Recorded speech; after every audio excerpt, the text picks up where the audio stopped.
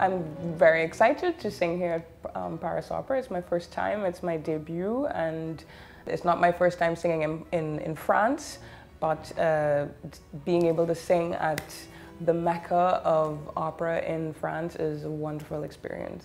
This production is one of the most iconic productions that we have of Alcina existing. It's very beautiful, it's very organic and real. We are, as the performance, we are really taking bits and pieces of our own lives on the stage, and there's not a chance, there's only a chance to see reality within a story combined. And with that, I think it's the authenticity that we bring to the opera is something to witness and be a part of.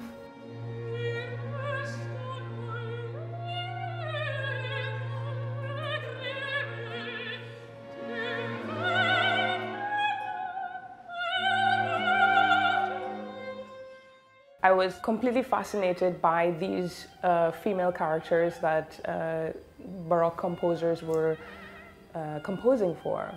And this Baroque period was very telling of how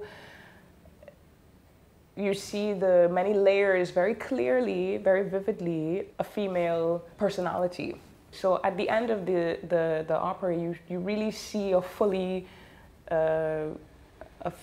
fully bred character, a whole character. Here we finally see her falling in love with Ruggiero. It's probably the first time that we have to imagine that it's probably the first time that she's actually falling in love, which is why the story becomes a tragedy at the end for her.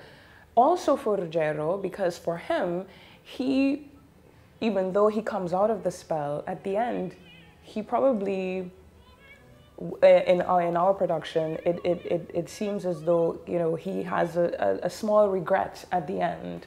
Even though he's going back to Bradamante, he has tiny regret of Alcina dying, because he, in fact, as well, was in love with the fantasy of Alcina. It was a love that he had probably never experienced as well.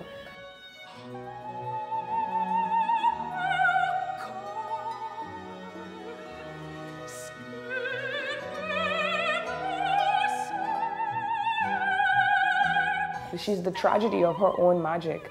And in a way, we as modern women can relate to that in our own life story.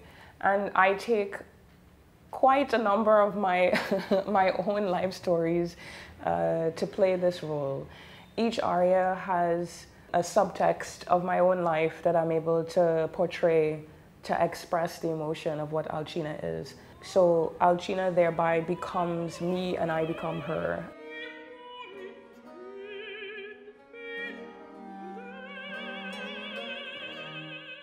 My favorite part in this opera is the aria Ombre Pallide. When I first looked at the score, when I first listened to a recording of it, and I heard the accompagnato that Handel created for this aria, I thought it was the most genius composition I had heard. And it was unexpected for me, for Handel, because I've never heard Handel in this way.